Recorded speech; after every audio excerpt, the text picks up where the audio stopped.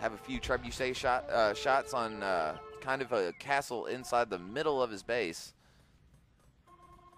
And let's see, if King was just able to create a few rams and a few trebuchets, he'd really start being able to get in there and start attacking, because there's not really much. I'd say that this is one of the weaker spots of Paladin's army, Paladin's base, because he's caught wise to the side battle.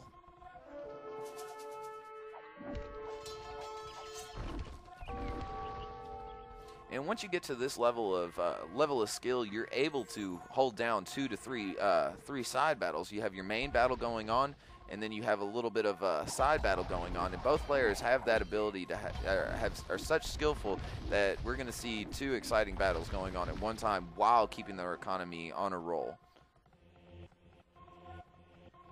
And let's see how many relics both players have. We saw that the red player, Paladins, has 2. And we see that King has 3. So pretty even in that aspect.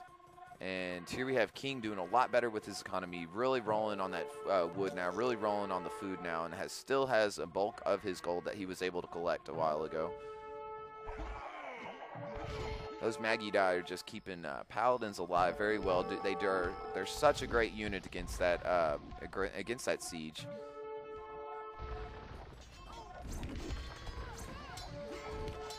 Using those scouts to really run in there and just take out a few cheap shots on the Ongators, but it really didn't pay off for them since they are so weak towards those castles.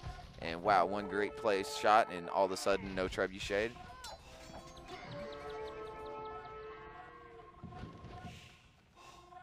If red player Paladins was just able to get a few more trebuchets and rams, just like I was saying earlier, both players aren't really making too many units to counter those castles. So right now, I'd say the best thing for both players is to castle up. And here we have a little bit of movement coming from King. He's starting to push in a little bit, starting to go to the center, not so much going after the same spot that he has been the entire game. Now he's shifted his army over, starting to hit him in the center of his base, and this does not look good for WeArePaladins. All of a sudden, I'd say the game is in heavy favor for King, just like in the first game.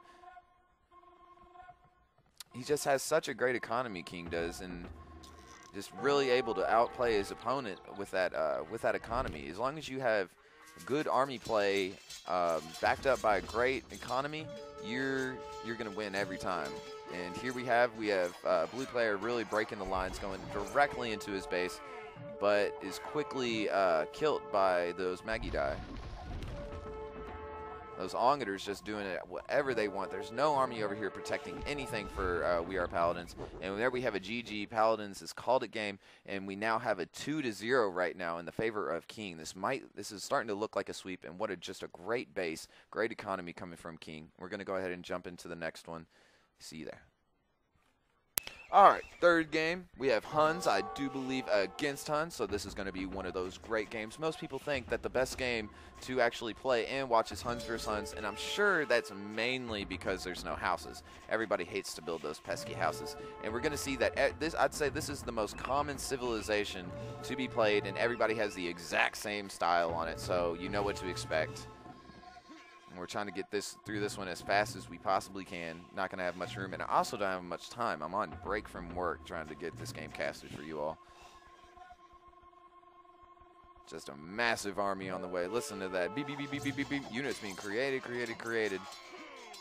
And like I said, both players having almost an exact same technique, except WeArePaladins doesn't have much on the pikemen aspect of it, and that might be a real the advantage for King right now, just in the sense that those pikemen are going to give him a greater army advantage in the numbers aspect. They're not really too powerful they're not really a powerful unit against anything being used, because those paladins are really strong against them, the archers, all that, so they just give you kind of they just add numbers to your army kind of thing.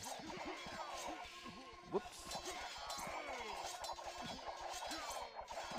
Both players doing their spreading out their economies. WeArePaladins start to capture those side piles. Let's see, are both players starting? I don't see any monasteries coming from him. Uh-oh, it looks like King got that, was able to grab that market. Let's see. Yeah, I'm thinking that he was the one that got the market since he has a little bit more gold right now, but his army size is not really that big, so I'm not really sure what's going on with that army. But consistently as ever, King has created a monastery, and he's going for all of those relics. Very smart thing to do for all those up-and-coming players. I'd say it doesn't matter what civilization you are, grabbing the relics is just always a great idea. And uh-oh, WeArePaladins is trying to build a castle kind of far into blue player's base, but he was caught. He was caught. And he's doing a great job sending some of those, sending that army, attacking that castle.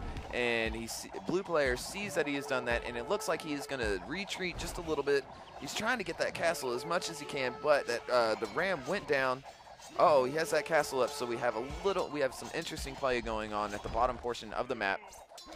We have 2 castles up from that WeArePaladins, so it's doing a great job at protecting his army, putting his army right in between those castles while adding a little trebuchet fire. There's not much that King can do until those castles have been dealt with. Both players doing a great job on their economy still. Tons of villagers on top of that gold.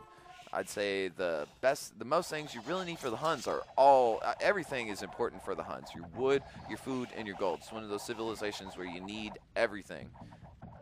Mainly because you build a little bit of everything for the Huns. You build a little bit of siege. You're obviously going to build trebs. You build some paladins. You build some pikemen, which are pikemen are the just wood and food. The archers are going to be gold and wood and food. Just pretty much, if you're playing the Huns, you're going to have to resource everything. You're going to have to get used to that.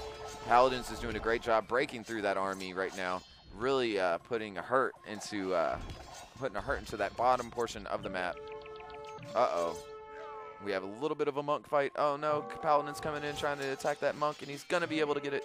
So now we have an open relic up. First player to get a monk there on the next is gonna be able to capture that relic, but we do have some pikemen protecting it for the red player. One castle was King was able to take one of those castles down. But we do have WeArePaladins moving in with a few rams, really starting to go at the heart of King's base. If King's not careful here and really starting to put on some pressure, he's going to lose the majority of his base, and I don't know how he's going to come back from that, considering both players kind of really haven't done as much economy as we've seen them do in the previous games. They're more so concentrating on the army, their army control right now. See, the bases just look so much smaller considered from the other games, and that is due in part of not having so many houses and all that such. Paladins needs to start putting up a few castles up in the front, trying to protect his army, and we have a GG. We now have Paladins on the board with a 1-on-2. We're going to jump into the next game, lickety-split.